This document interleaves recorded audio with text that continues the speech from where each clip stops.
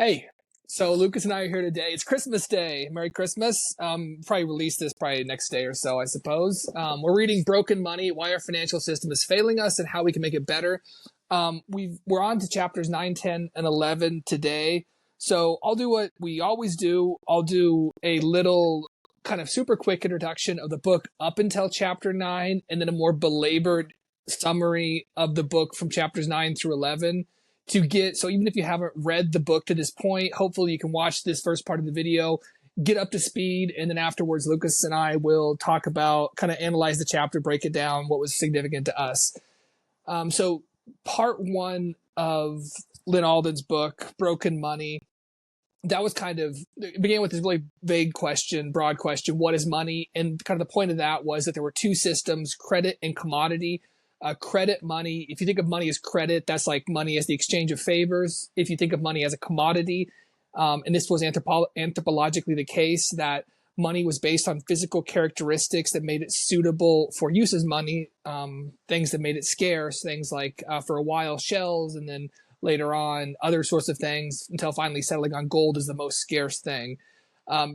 Looking at these in part one, Alden deduced from these two systems that what is common, what constitutes money, the common characteristics of both credit and commodity money was that money is a ledger for recording transactions and ownership.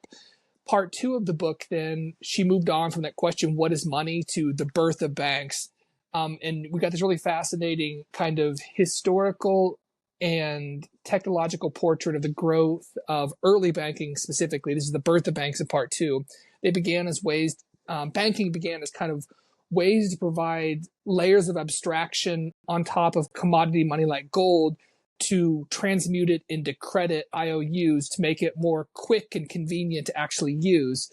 Gold is not great for transactions. It's slow, risky to transport. Bandits can waylay you and steal all your goods steal all your gold if you have it on your person, and you have to authenticate it. So gold wasn't great for daily transactions, although it did hold value. It's very scarce.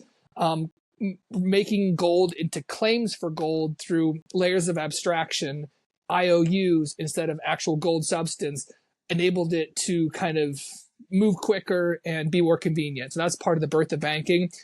So the historical trend in part two, as Alden kind of really detailed for us, was a trend for banks to issue more and more IOUs, claims for gold, relative to the gold they actually had in a fractional banking system, and also to centralize more and more, to go from a free banking system of many different banks operating their own ledger to a central banking system with one central bank operating a ledger that the other banks then used as part of their reserves.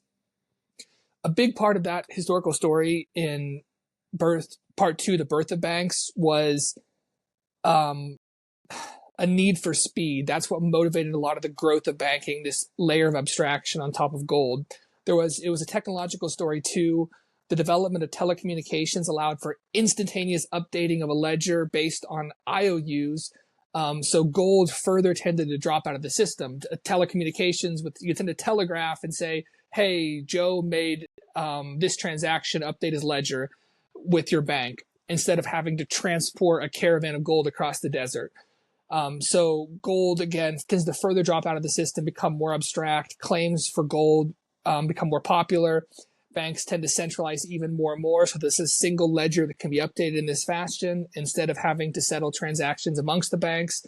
And so we have part two, the birth of banking. We're now moving on to part three of the book. Chapters 9, 10, and 11 are the first part of part three. Part three is the rise and fall of global monetary orders. So the way I was thinking about this is, we've been given kind of an anthropological and historical account of what money is, an historical account and technological account of the birth of banking as a layer of abstraction on top of money. And now we're kind of given a geopolitical account of what this development of banking means. That's the global monetary order. So chapter 9 is printing money for war.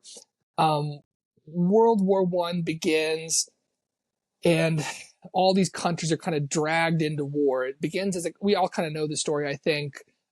Begins as between Bosnia versus Austria-Hungary, but all these treaties activate, and before you know it, the UK is now this island country separated from the reason for the conflict, is now dragged into it. Well, they say they need to enter the conflict in order to ensure that Germany doesn't defeat France and become the continental power.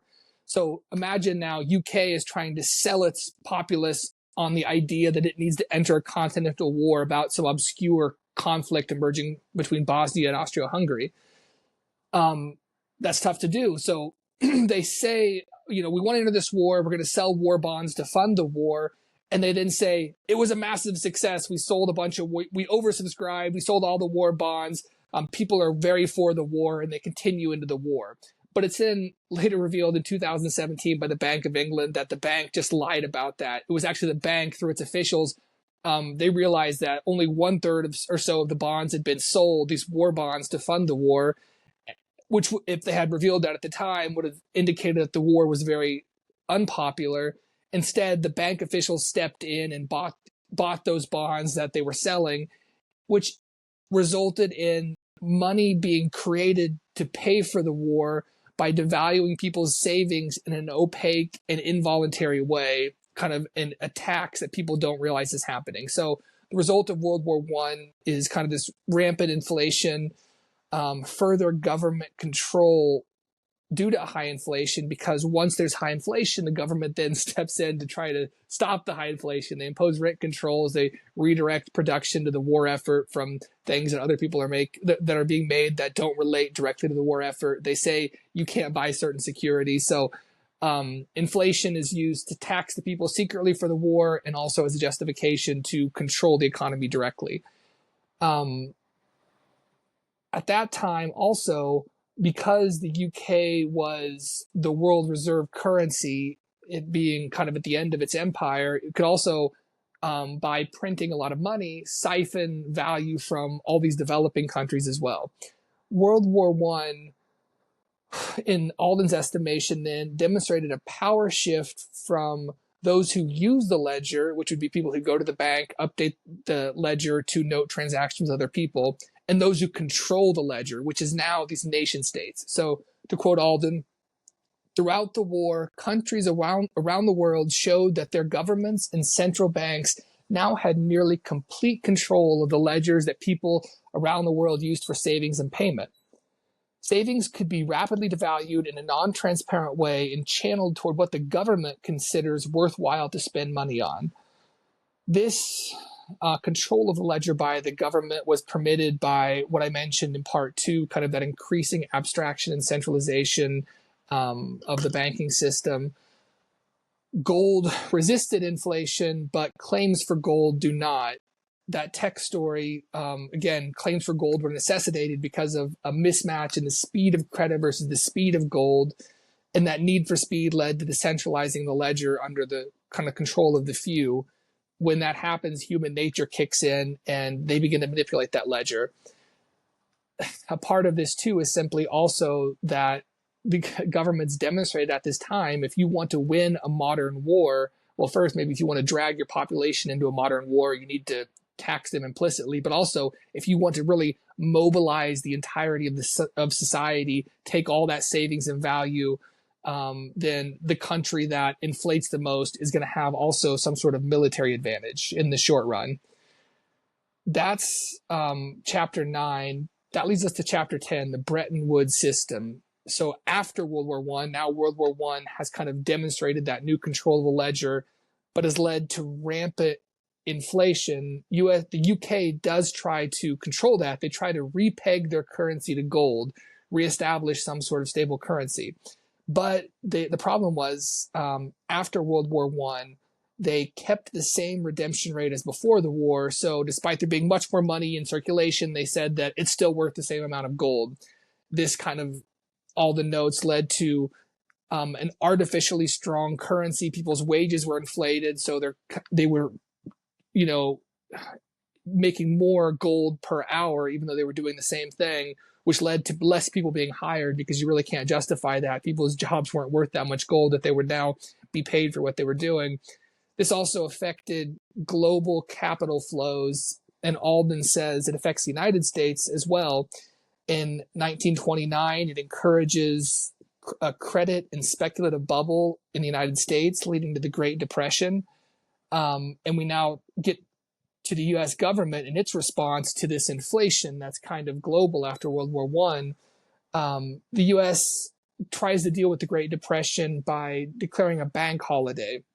These fractional reserve banks were failing across the U.S. because there were more claims for the reserves that those banks held than there were reserves.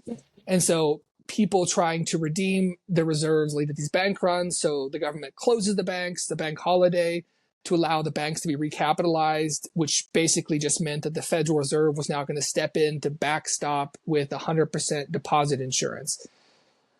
Because the Fed Reserve backstopped failing fractional banks with more currency, it also needed a way to prevent people from redeeming those new IOUs for gold, because once you create all this currency, as we saw with the UK, you can't just say it's worth the same amount of gold. And so people are going to redeem it and get all this gold because they want to get rid of their paper.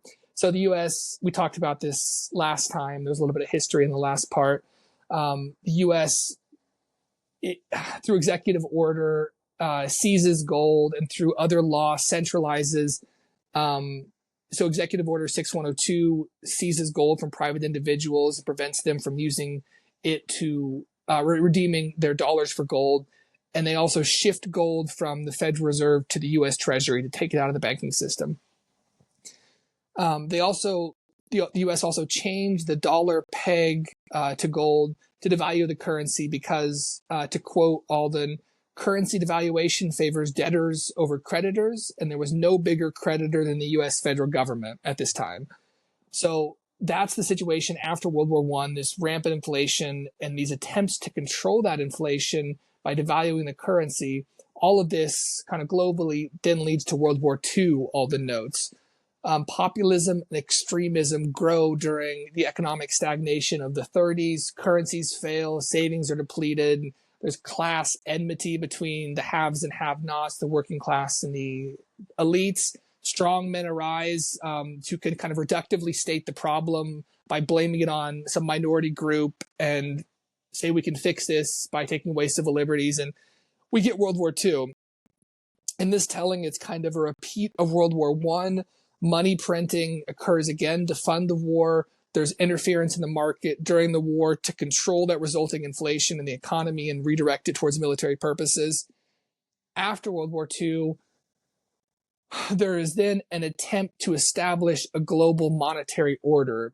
This is kind of the first historical moment where this type of thing occurs.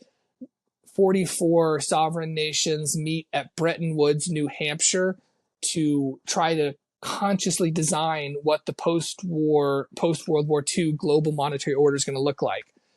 The problem. So here's the problem they want to solve, or they think they need to solve, is, of course, countries need a way to trade amongst themselves when they don't trust each other's ledgers. You know, everybody's inflating their currencies, and so I'm not going to trade with you in your currency, and you're not going to trade with me in mine because they're worthless between these countries. The situation then seems to devolve into barter. So the Bretton Woods Conference wants to solve that for the post-World War II monetary order. Also, of course, gold is not fast enough, so that's kind of not on the table at Bretton Woods as like, you know, a solution to just go back to gold, because we have, as we saw earlier, speed is a necessity in the telecommunications-based era, and gold is not fast enough for most banking purposes, at least the way that it's kind of been used previously. So two visions of the future of the post-World War II global monetary order, two possible visions emerge at Bretton Woods: the Bancor versus the dollar. And we, of course, know that the dollar is going to win. But what's the Bancor? So that was proposed by, it's a system designed by John Maynard Keynes, this kind of very intricate, complex, centrally managed, neutral settlement account system based on it's just like the perfect data stream, which is like this intricately designed mechanism. It's based on a basket of major global currencies. You adjust currencies up and down based on deficits and surpluses to make it easier for countries to balance their trade. There's punitive measures for countries who are chronic creditors or debtors. So it's just an attempt to like fine tune and have this neutral system, the Bancor, as a unit of account. It's not like a currency, it's just a unit of account for international trade amongst countries that's really centrally, tightly managed. The other proposal is by the United States. It's that let's use the U.S. dollar. So the U.S. dollar the United States proposes would be the reserve assets. Countries then peg their currency to the dollar, and the United States is constrained because we are then going to peg the dollar to gold at a fixed rate. So their foreign governments then can just redeem dollars for gold. Everybody's happy. The bankers' problem, I kind of hinted towards it, very centralized. It's going to require, it would have required an, I think, unimaginable level of cooperation between all these different sovereign countries to keep it going. The dollar's advantages, primarily, Alden, I think, as she describes it, is primarily geopolitical, that the United States proposes it. It's the world's biggest economy at this point. It wasn't devastated by war like Europe or even Great Britain. It has large amounts of gold, other countries that shipped gold there during the war. And the United States even made acceptance of its proposed dollar system contingent upon those other countries benefiting from the Marshall Plan, which is what, of course, the war-torn countries were going to need in order. It was a program of financial assistance to these war-torn countries. So for geopolitical reasons, that dollar system of foreign currencies pegged to the dollar pegged to gold, is what emerges from Bretton Woods. But this global monetary order decided after World War II is short-lived. It's agreed in 1946. It becomes fully operational in 1958, with the U.S. now the global reserve currency in this way, but it really only lasts from then until 1970. U.S. as soon as it kind of goes live, U.S. gold reserves begin to decrease because the number of dollars increases to satisfy global demand for them as a global reserve this reserve asset that everybody's going to use. Countries, as dollars don't just, there's a few ways that Alden notes that dollars increase in this way. So in part due to what she calls the Eurodollar system. So a Eurodollar, as it arises now, is just a dollar that's in a non-US jurisdiction. So in Europe or in South America, any of those dollars were Eurodollars. These are dollars that are now arising outside of the US control, really, through the fractional reserve system, which was such that the Federal Reserve could loan money to US banks, increasing the money supply. US banks then could loan to foreign banks who are now part of the system. Now we have 3 levels of fractional reserve banking that are increasing the dollar supply, including through the creation of Eurodollars in foreign bank fractional reserve systems. The result now is many more paper claims for gold than actual gold. So the ability of, rather, all these paper claims mean that foreign countries could then suck all the gold out of the United States if they redeemed them all. At first, to manage this system from 1950 to 1970, the U.S. could kind of throw its weight around diplomatically and say, if you want our aid and assistance, etc., don't redeem for gold. But over time, foreign leaders saw what was happening with with the more and more dollars going into effect, tried to redeem them more and more often for gold. So finally, in 1971, Nixon pulls the rug and ends foreign redeemability of gold, which is kind of the nail in the coffin of the Bretton Woods systems, because that again depends on the dollar being pegged to gold and foreign countries being able to redeem their dollars for gold. Now, this is another world historic moment, kind of the death of the post-World War II global monetary order of this kind of consciously, intentionally designed Bretton Woods system. To quote Alden, at that point in 1971, the world entered the modern fiat currency regime, meaning the world reserve currency and other currencies are not redeemable for anything. So that's the end of that global monetary order. Chapter 11, the rise of the petrodollar. We're going to see a new global economic order, monetary order emerge here. So again, the Bretton Woods system has now ended. U.S. dollar is not redeemable for gold by foreign countries. For the first time, as Alden notes, we now have fiat on a global scale. Previously, fiat had occurred kind of nationally, which makes more sense. A nation can force its people to use a currency, can say, we're going to tax you in this currency, we're going to impose taxes on other commodity monies to encourage you to use our currency.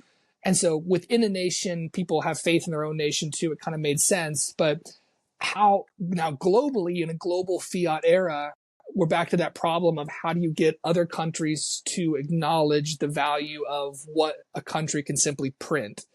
So the US does this through the creation of the petrodollar system. So after the Bretton Woods rug pull in the 70s, we now get worldwide inflation because all this, it's the fiat money era. US oil production also peaks. It had been increasing. It's now not really increasing in the 70s. To make matters worse, the Saudis restrict oil export in retaliation for support for Israel, putting the US in kind of a really bad position, and also globally a bad position for everyone. The US Treasury Secretary goes to Saudi Arabia then, is sent to Saudi Arabia and has two goals: neutralize this use of oil as an economic weapon and find a way to finance American debt. So the resulting scheme that's developed with Saudi Arabia is the petrodollar system. The petrodollar is simply, in this definition, the Saudis' dollar trade surplus. When they exchange their oil, they end up with dollars. That surplus is the petrodollar. The dollars over in Saudi Arabia derived from selling oil. So here is the diplomatic solution that was devised as kind of a new economic order between the U.S. and Saudi Arabia. That is the petrodollar system. So the U.S. would buy lots of Saudi oil, sell them lots of military equipment, use naval power to ensure that the Strait of Hormuz remained open for oil trade, and on top of it all, keep this whole thing secret, even and sell U.S. treasuries outside of normal auction process, and really encouraging Saudi Arabia to amass U.S. treasuries, keeping all this secret due to the negative optics of, from Saudi Arabia's perspective, of them associating with the USA given its support of Israel.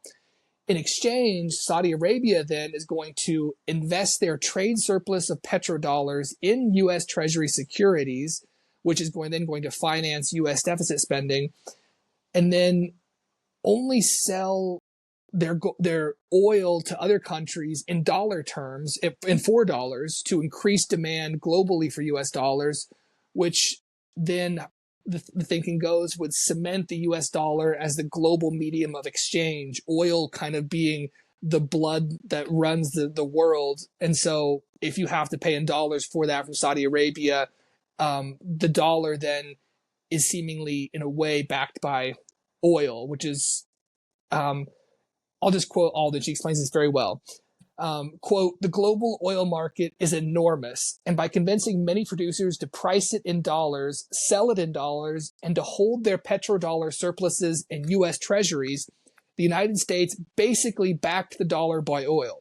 The dollar was not redeemable or pegged to any specific amount of oil, but this new system made it so that any oil importing country should want to hold dollars, often in the form of U.S. treasuries, as reserves to ensure that they could buy oil when they needed it.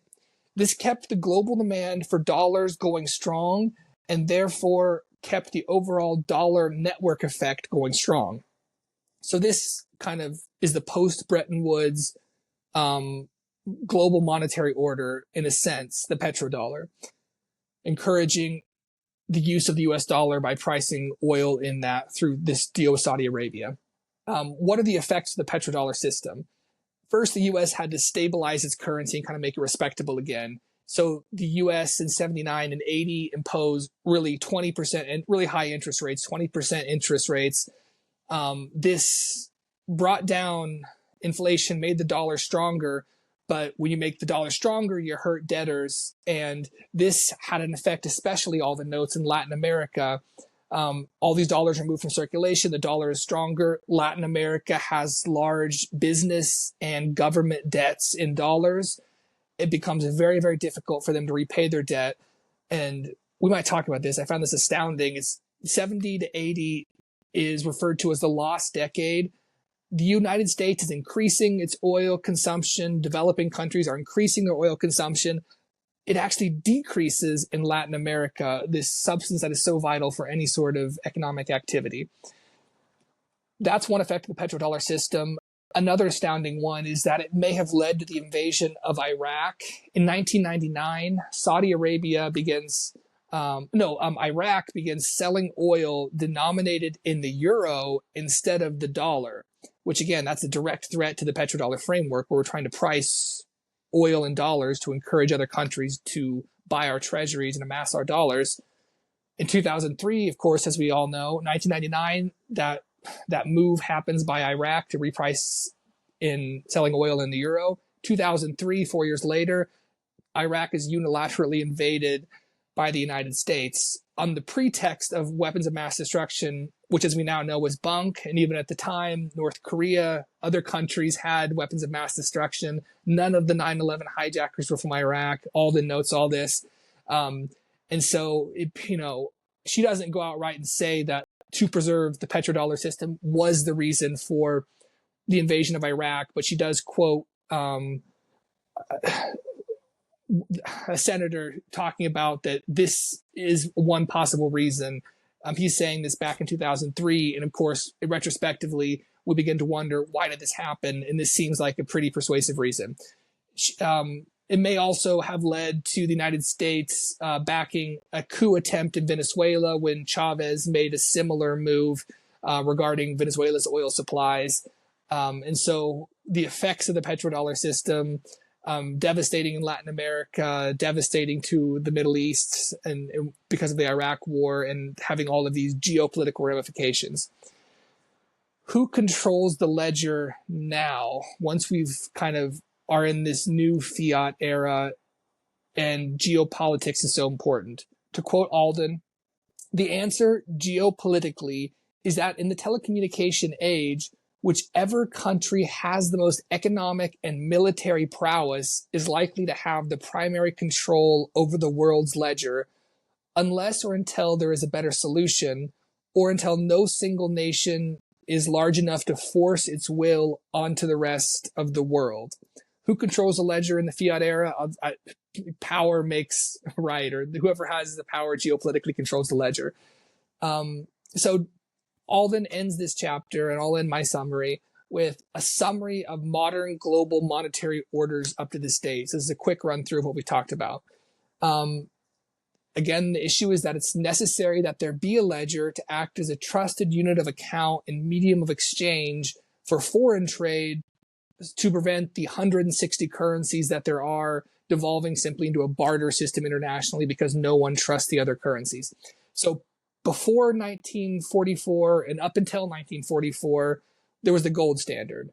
1944, after World War II to 1971, that's the Bretton Woods system. Foreign currencies pegged to the dollar, dollar pegged to gold.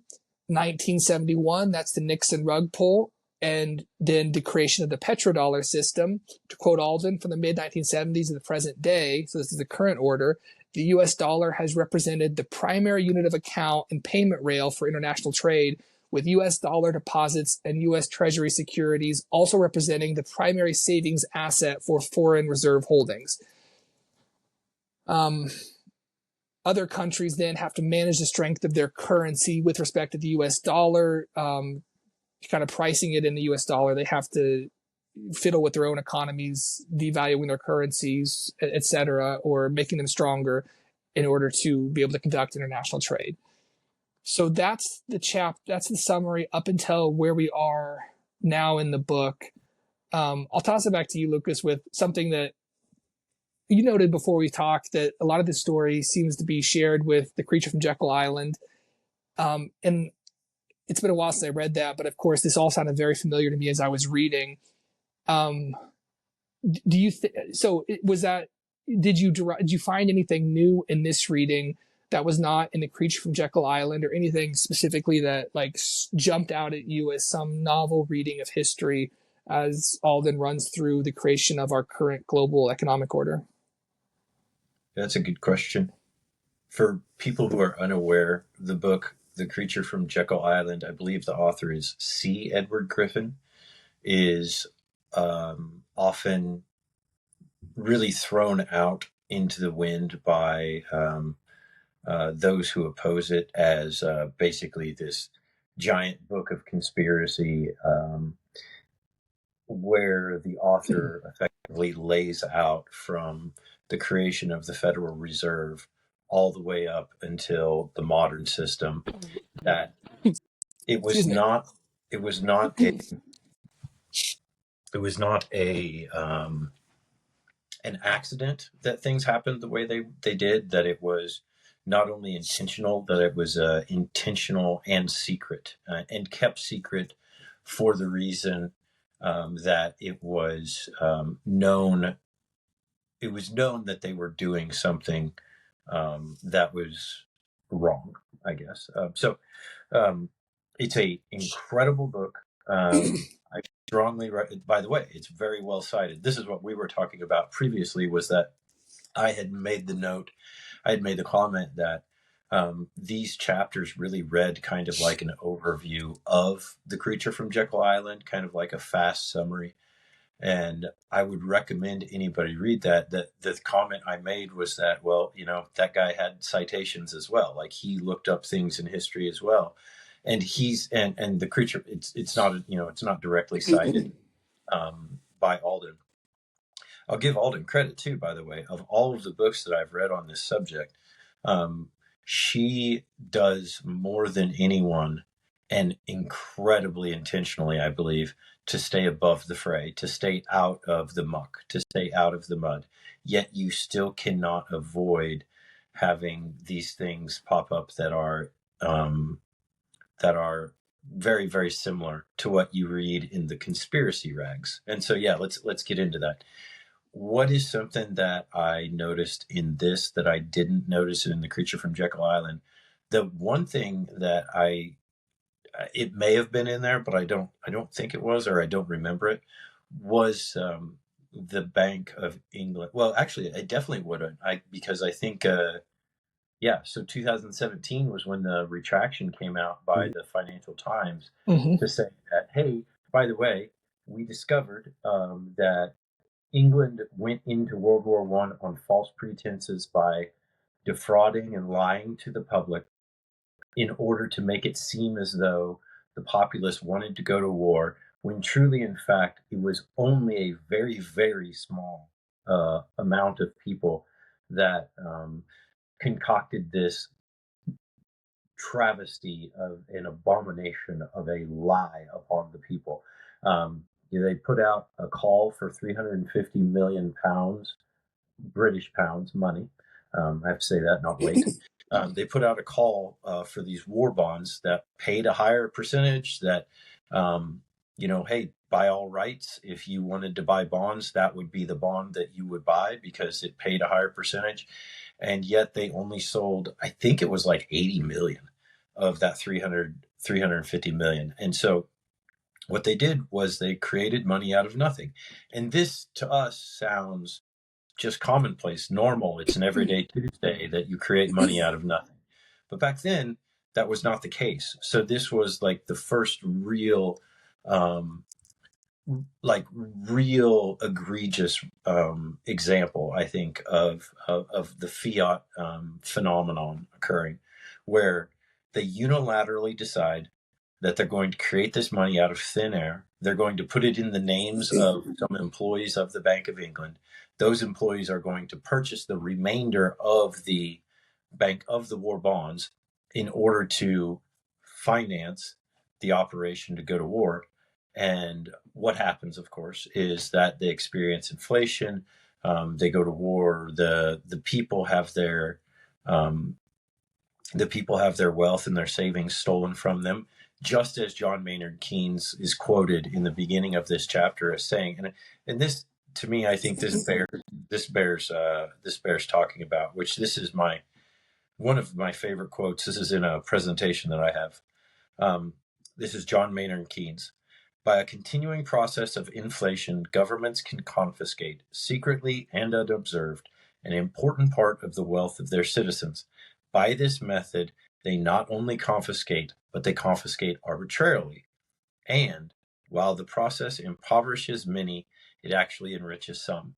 I just tweeted out earlier today a post by the Federal Reserve, that showed shows the wealth distribution of the United States currently, which is the most unequal that it's ever been in history. And so this is a direct result of that type of inflation, of being able to steal from the populace and to do with it what you want. So I I enjoyed these. I enjoyed these 3 chapters because they take me into something that I became really interested in.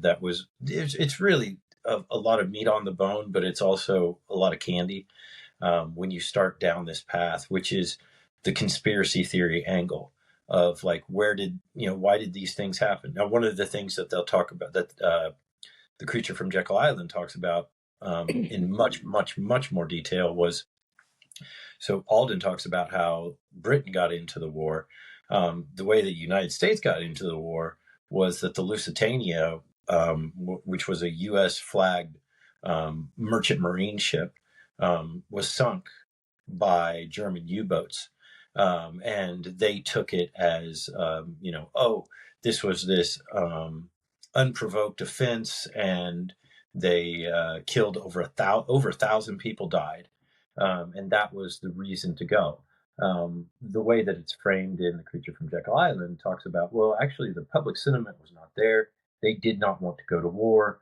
There was absolutely no will of the people in order to engage. They knew that it was not their problem. They had no means. They had no reason to go to war. And those merchant marine ships were supposedly loaded with munitions and supplies that were going to help the British war effort, which was something that the United States was not allowed to do as someone who is not a participant in the war. They, by doing that, what they're doing is they're taking sides, and they are staking a claim. Couple of facts about that. So that ship sunk in 18 minutes. It was hit by one single torpedo. This is a massive ocean liner. It was hit by one single torpedo. There are eyewitnesses. There were eyewitnesses that said that it was hit by the torpedo, and seconds later, it blew sky high, suggesting that, among other things, it was packed to the gills with explodable munitions. There was also reports that the ship, as it went through the submarine-infested waters, it had patrols on its side there to protect it, and those patrols were called off and sent it through this narrow strait that they knew to be heavily patrolled by German U-boats.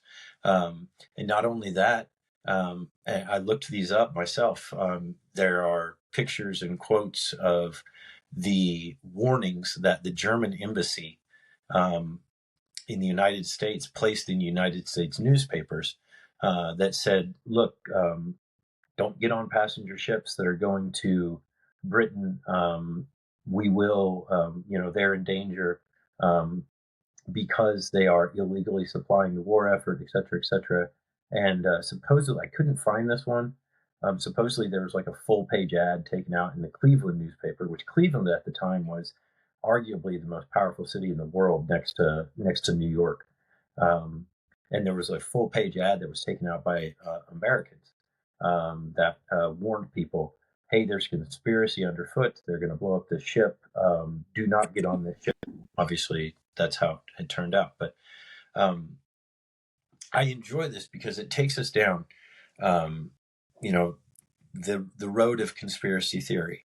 And for those uninitiated to the subject who bandy about the word conspiracy, or the phrase conspiracy theory, it did not enter popular nomenclature until the Warren Commission, which was a report that came after the assassination of John F. Kennedy by the intelligence agencies, investigating themselves to find out whether or not they had anything to do with the assassination of Kennedy. And one of the things that I think is so fantastic to point out is that at the same time, while labeling that, while labeling the idea that the intelligence agencies were somehow involved in the assassination of a sitting United States president, and that there had been reason to tie them to this, at the same time, they called that a conspiracy theory, and they said that's absolutely ridiculous. the theory that they put out, that they offered for acceptance and said this is the official theory, is literally called the magic bullet theory. They literally invoke magic, uh, which I find just utterly hilarious. And so Alden does a really good job of walking us through. So World War One, was definitely entered into under completely false pretenses by Britain, probably by the United States as well. World War II, there's the argument that the heavy war reparations placed upon Germans forced them to hyperinflate their own currency after World War One, which led to the rise of populism, which led to the strong man coming out and saying, "Hey, it's these guys' problem. If you get with me, we'll take care of this." And they rose out of it. The Germans really did rise out of it, become the world's most dominant industrial power yet again. Which they were doing that. They were doing that in World War One as well, right? And they were competing with Britain, and Britain didn't want them to be able to do so, and so possibly that's a great reason to oppose them. So possibly World War II maybe was. You may or may not say that it's false pretenses, but you can certainly say that it doesn't take a whole lot of head scratching and squinting in order to say that it was a very predictable result. And then you have, we skip over, by the way, Vietnam, where Kennedy orders home, I believe it was like 12,000 military advisors, the 12,000 military advisors that had been sent to Vietnam, and said, we're getting out of this. This is ridiculous. We've got Americans being killed on foreign soil for a war that's not ours. And they assassinate him, and a couple weeks or a couple months later, it's like 288,000 troops or something like that deploy. And we enter into a decade-long war that has no real justification, that we end up effectively losing. Sounds a whole lot like Afghanistan, by the way. Takes us to the late 90s, early 2000s, where again, we go and we enter into a war with a country that it appears on the face of it that we have no reason to go to war with this country. None of the, as you said, none of these terrorists were Iraqi. There were no weapons of mass destruction. So it seems as though this falls. Something else that is, I think, of note, that I think is just a wonderful, interesting coincidence and fact of history.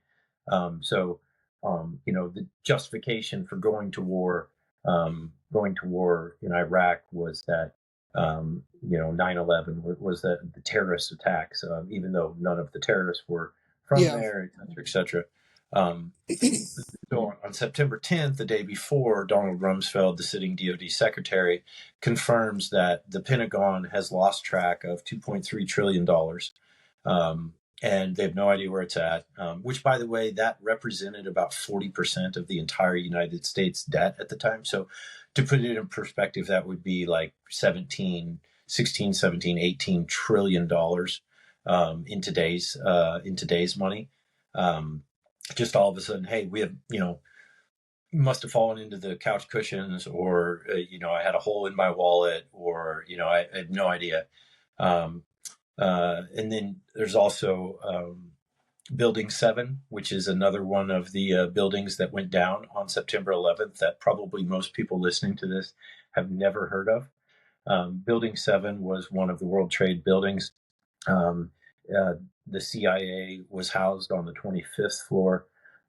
It was one of the places where a lot of very sensitive and only copies of financial records were stored, including supposedly the financial records that proved where that $2.3 trillion went. Also Enron, where their money went, and some other things there. So it's that's to round this out, because what you asked was, was there anything in Alden's book that I learned that wasn't in Island? One thing is that she has the benefit of history, where her book has been written after some more things have come out, Yeah. and she's able to tie a few more things together.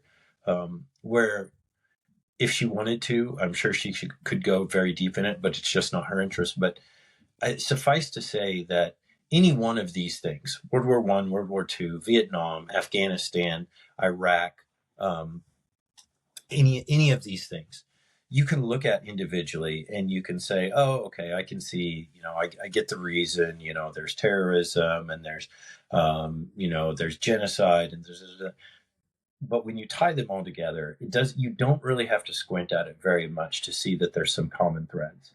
Yeah. And those common threads are quite often involved with what is the dominant monetary unit of account, the dominant monetary system, how is it being used, and is there perhaps an attempt to get off of that and go somewhere else?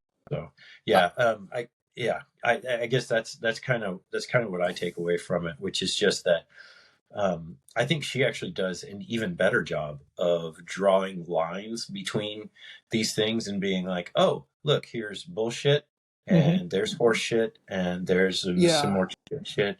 And it's just, let's just stack some shit on top of more shit and realize that possibly that there are some very clear lines to be drawn between these things. So and even her final conclusion, who controls the ledger?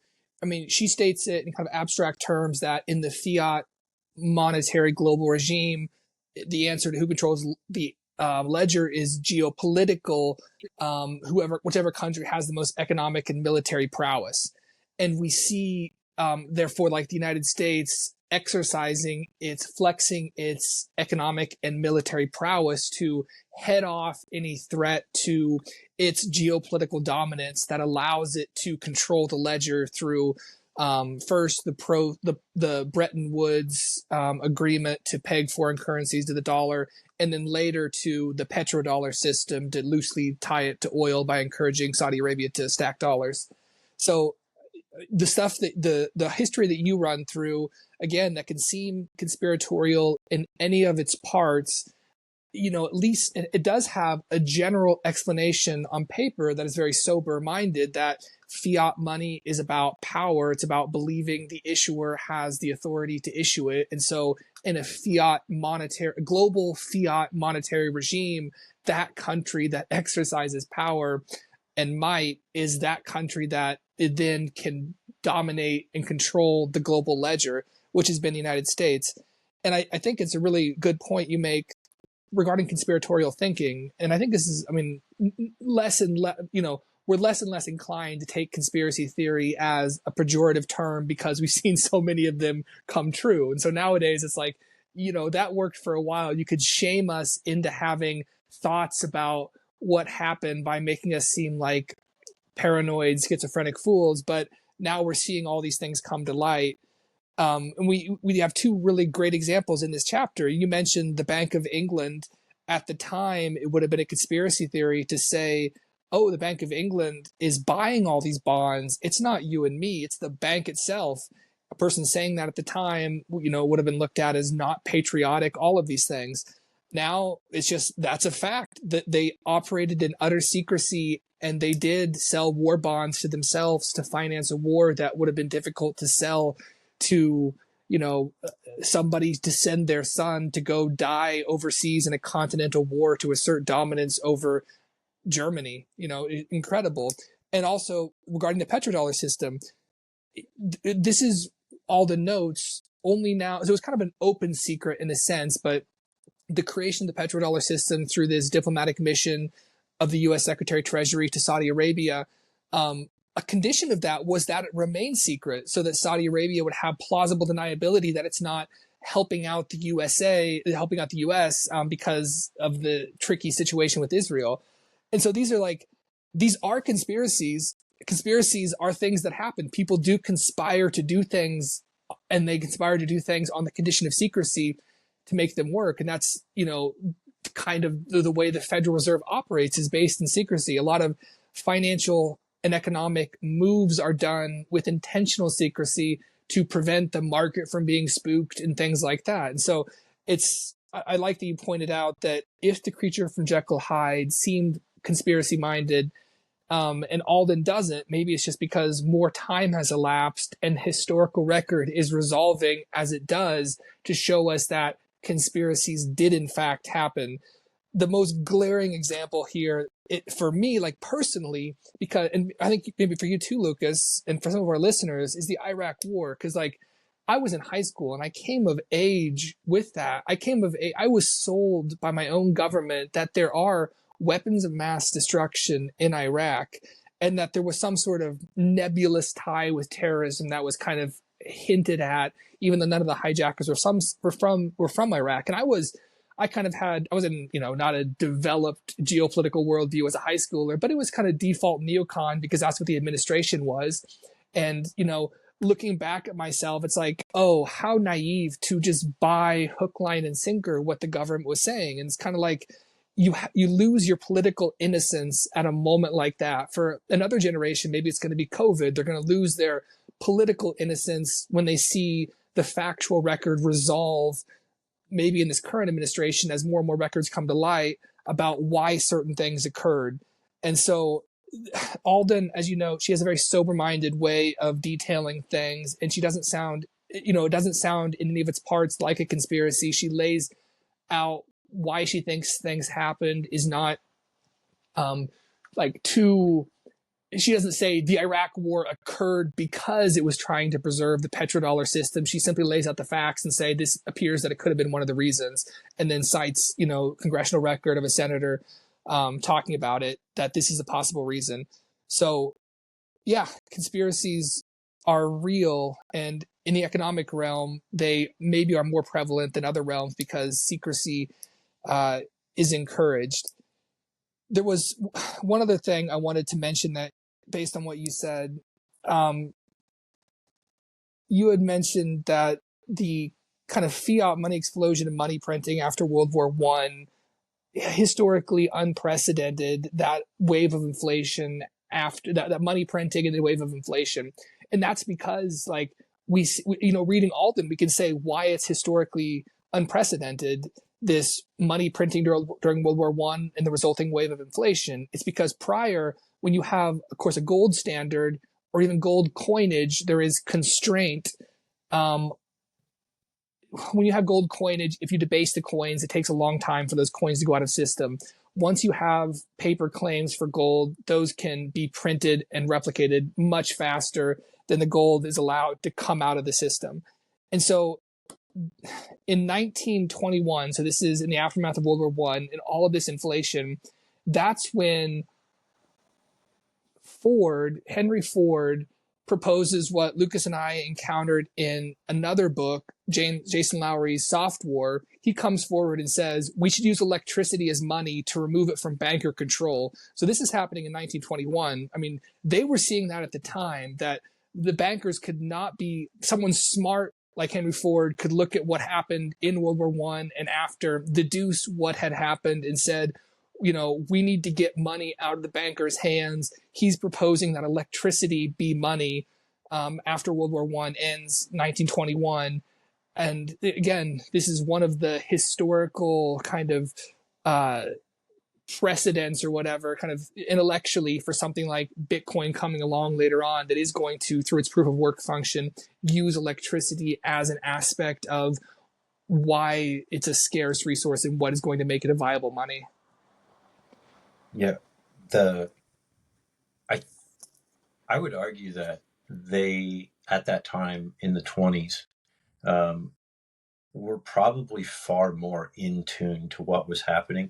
Like looking back, you're like, oh, it's this crazy coincidence. It's insane how Henry Ford could have effectively predicted Bitcoin, could have envisioned Bitcoin by saying we're going to have this currency that's based off of money, that's based off electricity, and countries will basically utilize their natural resources in order to compete and power their economies with it. And we think, oh, that's that's so outside of what you would expect from, people that, Babe Ruth eating hot dogs and flappers and, prohibition and these things that we think about that are old age type of things. But they were so much closer in time through their chronological memory to the betrayal of governments and how they had been oppressed so much. And not only that,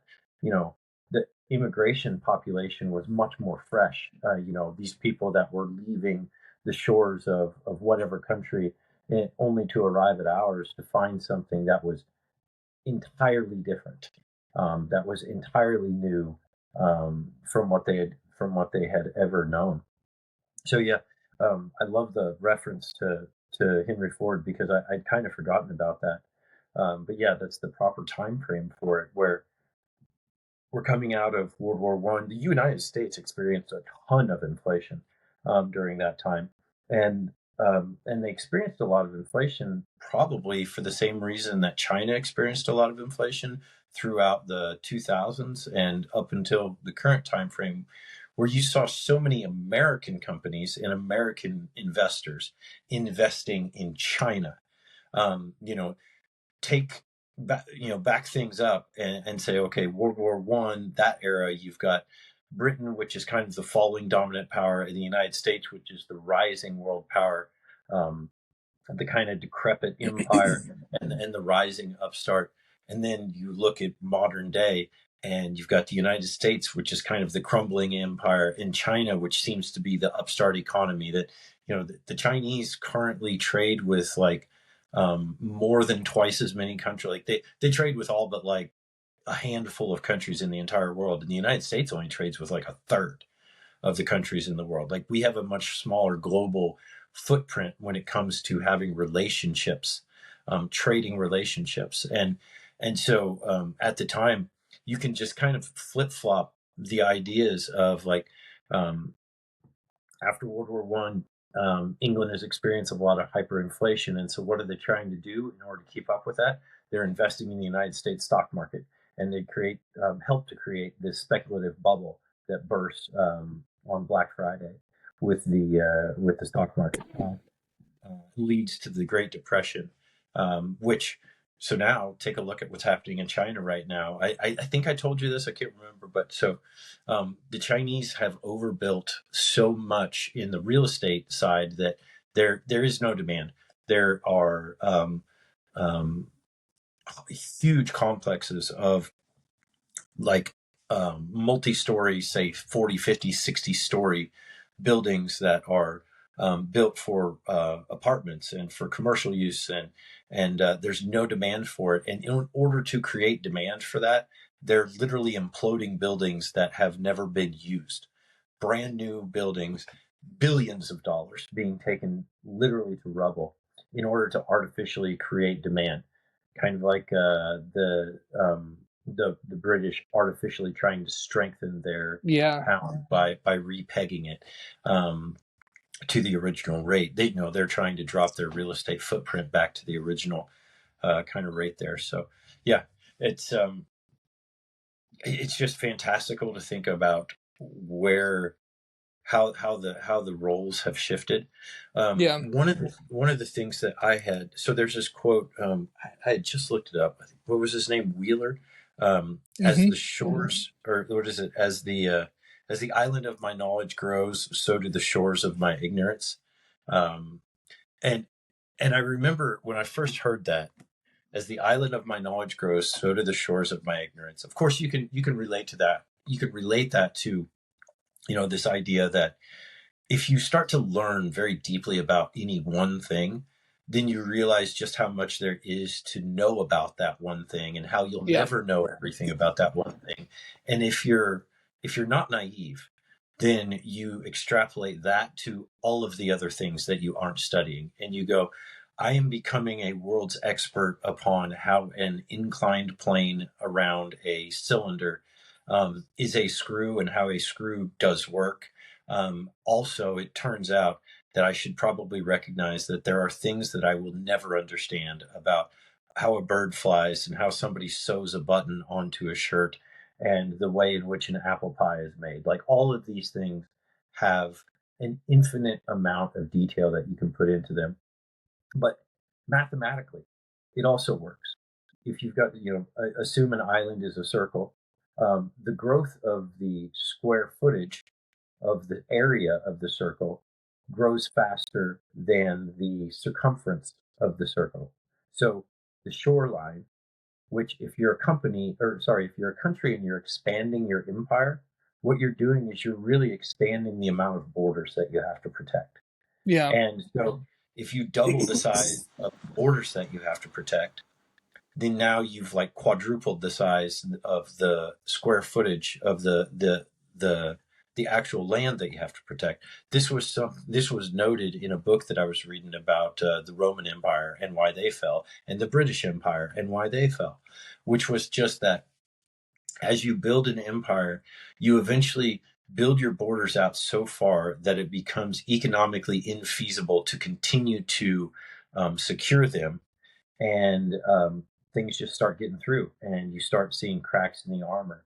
And at that point, the only thing that you can wisely do is to contract. But nobody ever does that. They just continue to try and expand, thinking as we've talked about in previous discussions, thinking along the false pretenses of scale and growth, that those things are what you need in order to be successful, which, as we've seen, scale and growth are things that just inevitably lead to bigger blowups. Yeah. When you stay small, then you stay secure.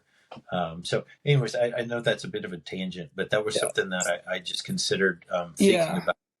I mean, this how is we have continued to try to do that with the United States dollar, where we've got this petrodollar and we're trying to push it out. We have over 800 military bases in the world, at all these different countries, and eventually somebody just calls your bluff. Eventually somebody just says, you know what? Fine, pull your base out. Fine, pull your ships away. Fine, do whatever. We're tired of whatever this situation is, and we want something better. And if you're not going to give it to us, then we're willing to take our chances, because it turns out in the end, there are more of us than there are of you. And a whole lot of small things can beat one big thing. And so, yeah, you can drop an empire that way.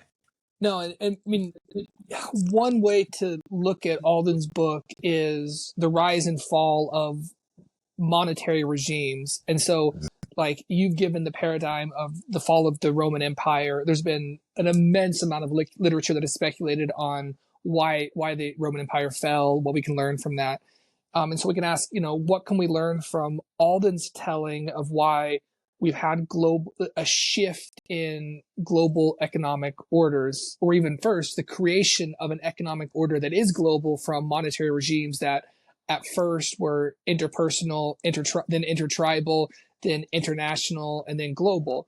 And one of the things that, I mean, of course, is key, that is, her book is a book about how technology disrupts. And so, like, why we've had these changes in economic orders, which are going to probably, if you map them, overlap with the fall of empires and nation states, is technological innovations like telecommunications that that require new technologies, and then those that jump on those technologies are the ones that are going to survive into the future. So you can't, once we have, this was from our reading last time, once you enter the era of telecommunications, you can't simply continue to naively use gold as it is, without modifying it as a currency. It does not move quick enough.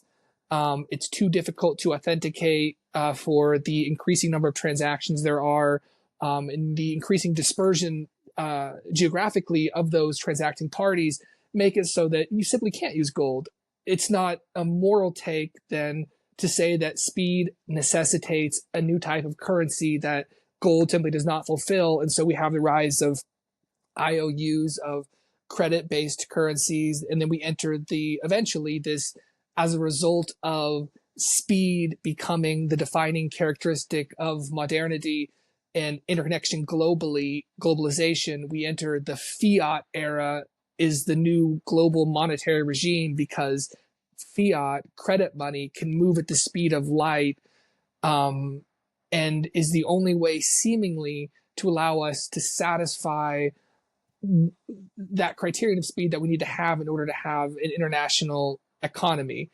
Until, as Alden hinted in the last chapter, we can have some sort of money arrive that is a bearer asset in and of itself, and that it allows for settlement instantly, so that you don't have that distance between transaction and settlement that allows for this arbitrage situation where many IOUs are created in lieu of actual redemption for the underlying gold asset, at the end of which the gold falls out entirely and we're left with this fiat money era. So I think that your speculation and thought to, why the Roman Empire fell, it does tie into this, and that this is a book that has a grand scope like that. Why do we have changing monetary regimes and orders? And we can look back and do a retrospective and autopsy and say, speed killed the order we had, speed necessitated the new order, and the new order, whatever new order is going to supersede the fiat monetary regime, is not going to be an atavistic recursion to gold as the monetary standard in itself, because we had that, it didn't work, every nation left a gold standard behind. Moving into the future, it's going to require something that has all the characteristics of what we know that Bitcoin has. And we're hearing today, I saw on Twitter, that Russia has said it's going to conduct some international trade in Bitcoin. I mean, that is like, in a sense, similar to Iraq saying we're going to sell our oil in the euro. Venezuela saying we're going to sell our oil in the euro. Their unit of account, they're going to transact internationally in Bitcoin. That's one of the steps that is required for Bitcoin to become a unit of account globally, to be the way that international transactions are denominated. That is the thing that prevents the 160 currencies from throwing us into this anarchy of barter internationally, either a fiat of dictated by US or whatever nation's global geopolitical dominance, or a neutral, uncontrolled asset. And I guess before I throw it back to you, Lucas, I'll just say the other solution potentially that could have happened to Bretton Woods, the Bancor, is so ridiculous. I'm reading about that to think that as much as all the previous wars and international conflicts there had been, that all the nations would somehow work together to perfectly manage an international unit of account, all these sovereign nations, when one nation itself can't do it without, abusing that privilege of having its own currency. To think that there could be that sort of Bancor system requires a stunning amount of naivete and like a total ignorance of the human condition of international relations. It's the dollar won because it was the best system at that time in the Bretton Woods post World War II economic order. And, again, I think hopefully we're at the point where Bitcoin is the next best one. It's funny because that's what I was going to ask you when you turned it back to me, was I was going to ask what your thoughts would have been had we gone onto this suggestion of John Maynard Keynes that we make this thing called a Bancor, the global unit of account. I'll tell you my assumption, which is that, so it appears, looking back through history, that no nation has ever made a bad decision that they didn't think could be fixed by a worse one. And so I think that very rapidly, incredibly rapidly, we would have been in a situation where the proposed solution was a one world government. Yes, absolutely. Instantly what would have happened, which is, so to recap this whole Bancor idea. So the Bancor was going to be this unit of account, called a dollar, a coconut, a Sasquatch, whatever you want to call it. It was going to be this sort of fictional unit of account thing that they used for the ledger. And what they were going to do was that any country that had a surplus a trade surplus, they could get penalized. So they would like have to pay basically like a luxury tax for being really good at for having a positive balance of trade.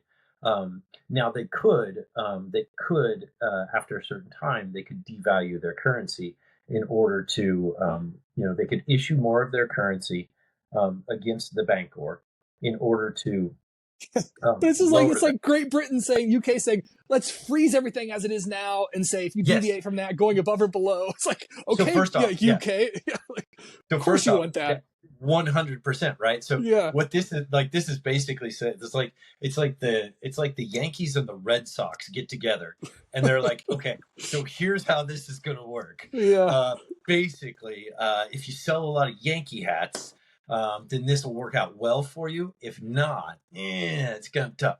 But anyway, so imagine 160, 180 countries, however many there were at the time, each individually trying to do this with their ledger. Very few of them are going to like instantly somebody is going to break the pact. They're going to yeah. break the pact and they're going to issue additional currency when they shouldn't, or they're going to tighten their currency when they shouldn't. And what's going to be the resulting summary from people looking at the situation from places of powers? They're going to be, well, obviously the problem is that they have control over their own currency. So what Yeah. should we do? Well, we should simply consolidate the power. We've already consolidated the money, so let's just consolidate the power into a one world government. Yeah. And that would be, straight to. It's just really like, and for anybody, I really doubt that there's anybody that's stumbled onto this that is of a socialist bent. But I truly hope that there are, Yeah. for somebody to maybe be exposed to it. But if you are, and you do believe in those things, then look at the proof of the pudding. Look at how in every instance that it's ever been tried, they get the exact same results, which is that millions and millions of people are killed for no reason. People starve, people die. Corruption goes to a level that makes what happens in the United States look just like, I mean, it makes the United States look like first graders trading pencils or something like that. Yeah. It's crazy what happens in those instances. So yeah, do you have the same kind of take on what would have happened if a Bancor had been if Yeah. John Maynard Keynes had been successful in promoting his idea? Yeah, I think it would have just been a forum for new conflict and would have led to probably World War III when we're trying to manage this thing together, and then countries aren't doing what we want them to, or we can't. It would break down, and there would be something. It wouldn't have worked, and we kind of see how it would have not working or how it would have been abused in the form of the IMF and the World Bank. These are actually created it's part of the Bretton Woods. I don't know if it was arrived out of Bretton Woods, but these were created at the time to like complement what if the Bancor had been the solution. These things are going to complement and help like manage those trade surpluses and deficits. And we see like would it have been great if the IMF and World Bank had been globally powerful institutions that were like, directly dictating the unit of account and mediating between all international trade? Alex Gladstein has a phenomenal book. I think it's called Monetary Repression, but it's about how the IMF is used by dictating the terms of its loan to developing countries, requiring structural adjustments, the devaluation of currencies, how these developing countries are kind of kept in a state.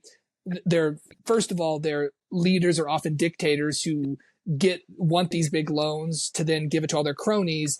The dictator is deposed. The country is still saddled with that debt. The IMF imposes conditions on them to help them repay it. They take out new loans. The interest grows. Predatory lending on an international scale. That's the Bancor system would have been that on speed or whatever. It would have been that times 10. But I actually think that it just simply wouldn't have functioned. It would have broke down, and there would have been probably, I think something like the petrodollar system would have arisen because, as Alden notes, in the fiat money era, geopolitical dominance is what is going to determine what is going to be the unit of account. Geopolitical dominance as a result of alliance, treaty, flexing of economic and military prowess. The UK's attempt to kind of freeze the de facto trade regime in place as it was at the time through the Bancor, it just simply, in the real politic of international relations, was never going to function long term. We would have arrived at something like we have nowadays, because that's what happens when you have nations that are sovereign entities competing with each other, and when you don't have recourse to some other neutral bearer asset that operates at the speed of light, that provides for quick settlement, that satisfies the speed condition that has been placed on modern finance, banking, and international trade. Yeah. We do have the benefit of being able to look back on these things and Yeah, being for sure. able to get it wrong. But for future reference, for anyone who is ever building anything, what has become clear through these talks is that if you optimize for speed, you are going to destroy everything. Like, think about if you optimize, think if you had a Pizza Hut and your only condition was, I want to make pizzas as fast as possible. And by the way, every 30th one that you send through the oven explodes. And you just accept that. And what's going to happen to the quality? Well, you're not going to spin the pizza. You're just going to flat, and you're not going to take time to put the things in the right places. Every single thing dies at the expense of speed. I compared it to taking like a paper airplane or a stick airplane and putting jet engines on it. And the thing is, after a while, you're like, whoa, why do we even need the airplane? We've just got the engine. And then you're like, why do we even need the engine? We can just blow the fuel up. And that's kind of what happened. All we care about is burning the fuel at this point. Yeah. We just need to make heat. We just need to make stuff go. And so that's really what you see. It is, it really hurts. Like, I don't know, me as kind of an empathetic person, it genuinely hurts to look back and think about the position that people were placed in. So my parents, I was talking to my parents the other day, and so in like 1979, 1980, right around then was when they bought the farm. They bought a tiny little farmhouse and a little bit of acreage from my grandpa or great grandpa, and that was right when Volcker pumped rates to 20% in order to suck everything out of the United States economy to try and stabilize the petrodollar. And so, at the time, they'd just gotten married. They really didn't have hardly anything anyways. And my mom was saying that my dad was being paid $800 a month and their mortgage was $600 of that. So, that's no food, no clothing, no fuel, no nothing. And to think about how people really suffered. I had this thought. It was actually in relation to a relationship I was trying to talk to somebody about, but I think it applies here, which is that home is where the locks are on the inside, and prison is where the locks are on the outside. And when I think about people being unable to, citizens being unable to repatriate and exchange their money for gold, but foreign countries being able to, that's what I think about. Is like, or you think about like the Berlin Wall, like that was not meant to keep people out; it was meant to keep people in, and therefore that's the lock on the outside of the door. That's the prison cell. That's the only difference. Like that's what makes a home into a prison, and I feel like that's the true. That's the true experience of what financial repression is, which is that the locks are turned and they're taken from the inside and they're put on the outside, and you're locked in. Your wealth is locked in. Your your ability to leave a country is locked in. These things where you just see things go bad as a result of people trying to, as Elon Musk says, trying to look good while doing evil. So it's very unfortunate.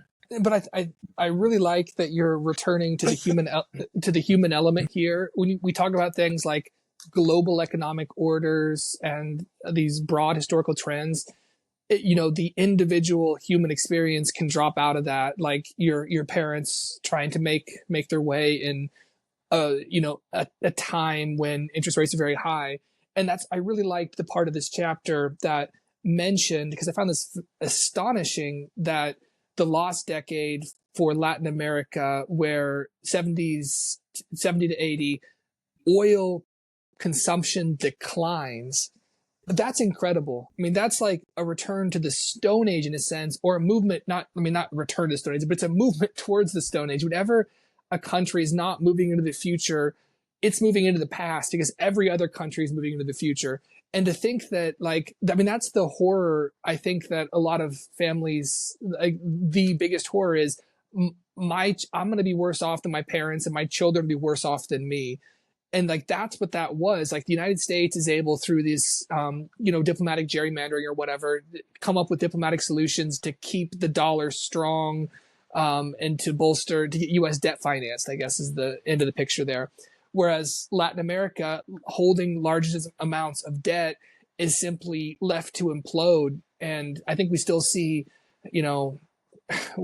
maybe one of the reasons we see so much immigration to the United States nowadays is as a result of US economic policy and decisions that siphoned a lot of value out of developing countries, into the United States, because we control the world reserve currency. I'm not to blame or justify anything, but I think you're totally right. To try to return to that state of empathy, or at least, if you don't like the word empathy, a recognition that behind all of this talk of economic orders and whatnot, there is the human experience, and there was and is a vast amount of suffering that occurs due to economic policy. Yeah. An economic policy that is often unjustified in its basis. That is, it's simply, I'm trying to find, I can't find it right now. I thought it was called the Stone Mountain Report, but it might be something different. But so this falls really, really heavily into the conspiracy thing. But there's this, I think it's called the Stone Mountain Report. It was put together like a think tank in the 60s, I want to say 50s or 60s somewhere. And the goal of it was to try and figure out, how can you control a population when you're not at war? Because when you're at war, then you have this outside thing that everybody that everyone bands up against, and you have patriotism, and you can talk people into some pretty crazy stuff if it's for everybody, if it's for the good of the country. If you don't do this, then the evil, Russians, Viet Cong, Koreans, Afghanis, et cetera, et cetera, et cetera. Somebody, the evil whatever wins. And I remember reading it, you can't read it, but you can find summaries of it. Then there's people that talk about it that were supposedly involved in it, that they talk directly about what they discussed. And anyways, what they came out of it was that there are a number of ways that you could maybe get a population to band together, and really be able to control them in any sort of way. One of them, interestingly enough, was aliens. And apparently they tried, kind of, by really funding and promoting a lot of like alien type of media and movies and stuff. And what they concluded was that even if aliens are real, that it's just so far unbelievable to the average person that you wouldn't be able to do it. Like, you could literally land a alien UFO in the middle of Times Square, and people would just kind of be like, whatever. Like, they just would, you'd still struggle to control. And there was a number of other ones, but anyways, they supposedly, the one that they settled on was climate control. Was that if you tell everybody that the world is going to end unless you stop burning oil, then you can start to control the population. And that was right before, we go into this period where we have the lost decade, where we have gas lines, where we go from having beautiful cars and gorgeous automobiles that are just the most incredible dream of an automobile engineer, to having, the Mustang 2 and the rise of the foreign imports, these tiny little eco cars that are just hideous little blocks with four cylinders in them.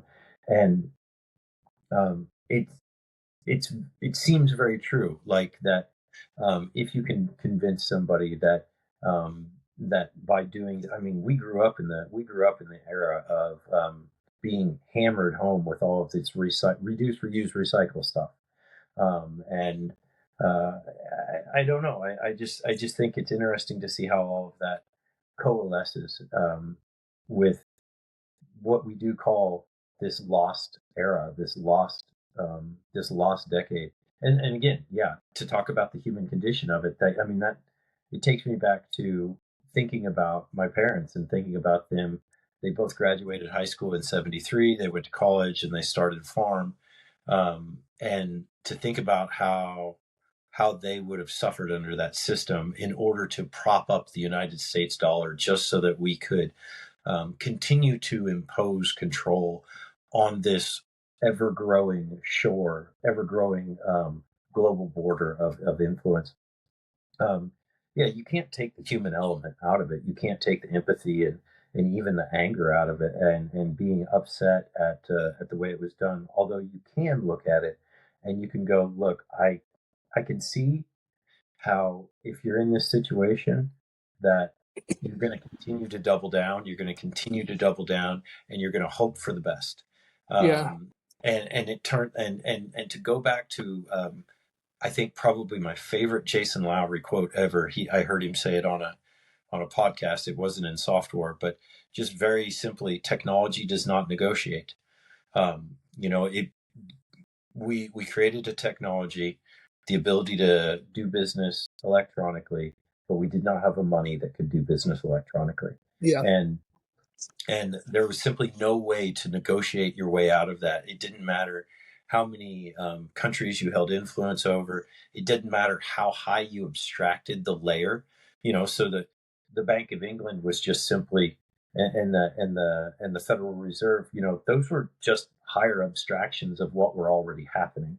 Where we just continued to extrapolate. Oh well, if it's fast to do business between a Hmm. couple banks here at the local level, then it'll be even faster to do business between banks at the national level. And thank Yeah. God that John Maynard Keynes's idea of, if we just have a central, effectively almost like a central bank for the world, thank God that didn't go through, because when I think about it, I think what would have happened would have been World War III, and it would have been everybody. It would have been everybody. It would have been utterly devastating. You probably would have lost. I mean, just take what happened in World War One and World War Two. I think World War Two was about an order of magnitude greater than World War One, which was about an order of magnitude greater than the war before that. So take World War Two and take an order of magnitude off that, or onto that. Probably, you could argue it'd probably be like a third of the world's population, a quarter of the world's population, depending on who got itchy trigger fingers. Yeah. Because by that time, there was a significant amount of the world that was nuclear armed. So Right. uh, yeah, it takes us down a really interesting path. The bank war being this thing. Glad we didn't go there. Glad that we're in the situation we are now, where we might have a solution with Bitcoin. But yeah, I don't know, just fascinating circle Yeah. that Alden draws for us here. There was one final thing I wanted to end on, and this is something that gelled with me in this reading as an extension of our last conversation. We were talking about fractional reserve banking, and if it was, in a sense, necessarily bad and was necessarily going to lead to a bad situation, I guess. And so I'm going to pair this with an Alden tweet that I read today. So if Bitcoin is the reserve asset in a fractional reserve system, instead of gold, do we arrive at a fractional reserve banking system with the same problems? And I think not. I think that Alden says not. So we have this speed arbitrage between transactions and settlement that arises because when gold is the reserve asset, because it's too slow and costly to authenticate gold.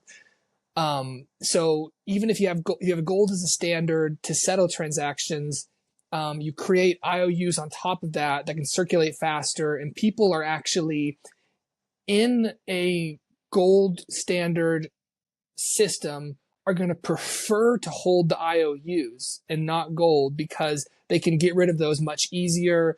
You don't have to authenticate them. They move quicker. So there's this prejudice or bias in a gold reserve system to want to hold the IOUs. And so gold is simply too illiquid to hold. Fractional reserve systems, fractional reserve banking is not then just going to lead to more IOUs because they lend out this money, but also people are less likely to redeem for gold, and so less likely to test the fractional reserve bank that is overextending itself. And so when there's a run on the bank, then it occurs at a later moment. But if the reserve asset in a fractional banking system is Bitcoin, this mitigates a lot of the potential problems with the fractional reserve banking system because people are much more likely to redeem IOUs of Bitcoin, or would be to redeem an IOU of a Bitcoin for actual Bitcoin because it's cheap and convenient and easier to hold and transact with in a way that gold is not. So it acts as a better check on a fractional reserve bank if people are more ready and eager to redeem their IOUs for actual Bitcoin. Again, when gold is that reserve asset, people are going to keep on holding the IOUs even as the situation gets out of control because it's just tough to hold and use gold. Also, you can't print more BTC, of course, so that alleviates the moral hazard of fractional reserve lenders knowing that they need to restrain the amount of IOUs against the claims against the Bitcoin because they know that they can be redeemed easily and people will redeem them more than they would with gold. And of course, they can't print more Bitcoin. So the resilience of a fractional reserve system depends on the nature of the underlying reserve asset. Gold, difficult to authenticate, difficult to move around and transact in. Bitcoin, almost as easy as an IOU, just as quick, can move around, easy to hold, stuff like this. So this is the quote, this is the tweet from Alden today that helped gel this for me. Quote, without the ability to print the base layer, any excessive attempt to fractionally reserve it gets wrecked and likely in cascading fashion. So if you don't have the central bank that can backstop fiat banking with their infinite reserves, if you can't print the base layer, any attempt to fractionally reserve it is going to get wrecked and likely in cascading fashion. And if an asset gets verified 10 times more quickly than gold, that cycle of wreckage is likely to be way shorter. So in a fractional reserve system based on Bitcoin, there would be bank failures, but they would not be as catastrophic and they wouldn't be as extensive because people would be more quick to redeem their IOU. So you have less circulating claims against the underlying reserve asset at the time that people go to redeem them. Does that make sense? Why fractional reserve, why the riskiness of fractional reserve banking depends on the characteristic of the underlying commodity money held in reserve, and why Bitcoin as a commodity money mitigates or is a better asset for a bank operating on a fractional reserve banking, loaning money out. Does that make sense, or am I not? Those are words, and they're in English. Okay. And when strung together, one could say that they are sentences and paragraphs. Absolutely. Does it make sense? First of all, two questions. Not is it right, but first, am I saying something that makes sense? I think you've represented Lyn Alden's claim very well, which is to say that because you cannot make more Bitcoin, and because Bitcoin is quickly verified, that any attempt to issue a abstracted currency on top of that in a fractional reserve type of fashion when it inevitably blows up, will likely have a smaller blast radius and will likely explode. It will likely have a much shorter fuse as well. In that it will probably not be the global financial crisis type It of won't be thing. too big to fail, right? Yeah. Exactly. What I would push back on is fractional reserve is the moral hazard. It doesn't like putting Bitcoin at the base layer. I don't believe removes the moral hazard. I believe fractional reserve is the moral hazard. If I have a pie and it has 6 pieces and I tell 7 friends they can have a piece of pie, I have done something morally wrong. And it doesn't matter that instead of telling 7 million people they can have a piece of my pie, I only told 7. But if I those feel people, if like people agree with you that you can have, I'm going to lend out this piece of pie, um, because somebody else is going to put it to work and make more pie. And so you're agreeing to the risk that if you come back here, then pie might not be here because it might not have returned the loan or the loan might have defaulted. But I mean, it's not immoral because people can agree, they can accept the risk. And as adults, can acknowledge that and understand it and then consent to the situation. And if they don't consent, not enter into the agreement. but the fundamental flaw is that they can't make more pie. They can't make more Bitcoin. When you make a loan, well, there's no making more. you can, you can make a loan to somebody and then that loan is capital for them to start a business and they can pay Right. back that loan with interest. And they So can then you can, replace it. they can Yeah. then pay off the loan with Yeah. interest. And so there's now more Bitcoin. They didn't print Bitcoin. They just went out into the world, earned Right. some with this loan that they put to work and come back. And then that bank then does have more of the underlying reserve asset that it then pays out in interest to the people who agreed to enter that into that risky relationship. Yeah, that works when there's one system, but there won't just be one system. There will be competing systems. And when there's competition, then there are people that will take risk. And there are people that will take risk and they will agree to take risk because they want to get a higher return. Or, Right. as is the case in the system that we live in now, we implicitly agree to the risk, or we basically involuntarily agree to the risk because we have no choice. Right. So that's a separate issue. That's why we enter into these risky. That's why everybody's buying equities that are valued at 50-to-1 earnings, because that's the only way to keep up with inflation. And nobody really wants to do that. And by the way, nobody really thinks that Facebook is solving the world's hunger problems. Nobody thinks that Facebook or that Tesla is solving the world's housing problem. Yeah, but these are all, problem, right? These are all aspects of fiat currency when it's used as a reserve asset. Bitcoin, if people hold that, and if the fractional reserve system and a fractional reserve bank in and of itself is not the problem that you're describing there. That's a wider problem of structural inflation under a fiat system. So I think you can separate those two things and say, if we have a free banking system with separate private banks that aren't backstopped by a central bank that can print the base layer, and instead each of these free banks relies on the Bitcoin that is deposited with them, any IOUs, any claims to that Bitcoin, any loans out that they issue, is something that people have to consent to upfront when they deposit their Bitcoin with them. People accept the amount of risk. This is 40% fractional reserve. I'm going to go with them, or no, I want a higher one. I want 80, I want 95, I want 99% reserves. And people can consent to those relationships. If you get burned, you get burned. And that's the end of the day. You lose your money if you get too greedy and want too much yield.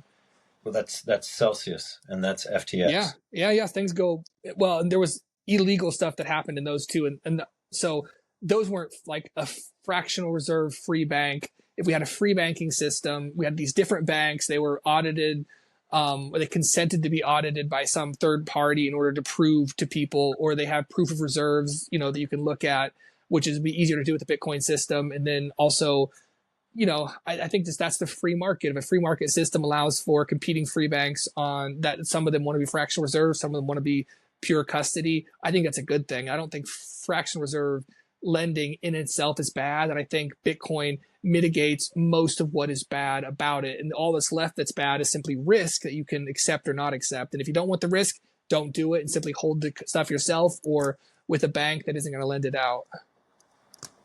Yeah, again, I go back to, if there's a hole in the fence, the cows will get out, and that's a hole in the fence. Like, that is the hole in the fence. The fractional reserve is the hole in the fence. And then when you introduce the competition of different, you're going to have free banks with the base layer is Bitcoin. When you introduce competition, then you're going to have this bank is going to do 10%, this is going to do 20, this is going to do 30, Yeah, etc. that's And the so free people, market. yeah, they are, but the difference, yeah, and so I would say that I don't think it's any more like to say that that's more moral. I think you can make an argument for that, just like you can make the argument that capitalism is more moral than socialism. I think you can say that because the losses in the social and by the way, inflation, inflating the monetary supply, that's a socialist concept where everybody shares in the losses. I think you could maybe make that argument, but I would say that that is kind of like saying that maybe it's like saying that it's better to die in a car crash than in a airplane crash. Like you're dead both ways, and the difference, by the way, is going to be that under a free banking system that allows um, fractional reserve banking using Bitcoin, is that I would say it's probably more likely that people will lose everything. Individually, there will be fewer people, but that group of people, they will lose everything. Now, this will, of course, create an insurance industry. And by the way, that insurance industry will be better than Federal Depositors Insurance Corporation. It will be better because that insurance industry will actually base their premiums upon risk, actual risk, as opposed to just a flat rate for everybody. You get the same as the next guy. I agree that will be, it will be better. I can kind of get on board with that. I can kind of say that. But I would say that, yeah, I think that you're really just arguing about the degree of immorality when it comes to I think immorality is I just think immorality is the wrong word. I think the degree of risk is the better thing, and people can judge for themselves their own risk tolerance. And if they want to risk losing their Bitcoin to gain some interest, then good for but them. I told you I had a piece of pie for you, and you're hungry for that pie, and you're without that pie you're going to starve, and I knew that when I told you. So just because you agree to it doesn't, I guess, I don't know, I don't think that absolves, like, to me that does not absolve the issuer from the immoral burden that I feel that they should carry. So I don't know. I guess you can say, oh yeah, we're all adults here, and everybody agrees to it. But yeah, in my mind, I think it's just degrees. I truly, when I learned what fractional reserve banking was, I was working in lending, and I was working in a bank, and when I zoomed back out, and I was able to see, the money's created out of nothing. It's deposited here, then it's 10x, then it's deposited here, then it's 10x again, because of lending practices and creation of money there. It made me physically ill to think about the terror that is going to happen when that all comes crashing down. And by the way, it all comes crashing down. There is no way to stop it. So every single fiat currency that has ever existed is either defunct or down 99%. I can see that it may be a little easier to control with Bitcoin. I can get that. I get that. Still not in favor of it. Still don't love it. No, But yeah. I wouldn't. I wouldn't either. I'm against. I don't enter into Bitcoin yield schemes except for whatever scheme Mr. Saylor has going on. I think it's immoral to joke about that as though it's a scheme. I do. I think you and your immoral word throwing this around, man. I know. Well, I think for the first time you have an honest person telling people exactly what he's doing. No, exactly I don't. how he's Right. doing I it. don't want to. I don't want to say that You know, it's. I don't want to say that it's a scheme. I don't yeah. understand it, but I don't Well, think scheme it's is a fair anything. word to say. I Scheme's don't. fair. It's a plan of action that he's decided upon for reasons. Like it's a scheme. But no, Yeah. I don't. I find it very interesting what he's doing. I don't know enough about it to opine on it. But I was just saying I would generally, if someone's promising me more Bitcoin for my Bitcoin or something similar, I would want to look askance at that. And so like something, anybody that says Bitcoin yield, I definitely, my eyebrows go way up. But he's definitely transparent. Sailor is about what he's doing. And it seems to be an arbitrage on the legacy financial system in a way that makes sense from what I understand. So Well, he's giving you more pie. He is saying, here's you now talking about the yeah, immoral pie giving. yeah. But he actually is, and the way that he's doing it is because he's not selling you Bitcoin and then Yeah. giving. Or he's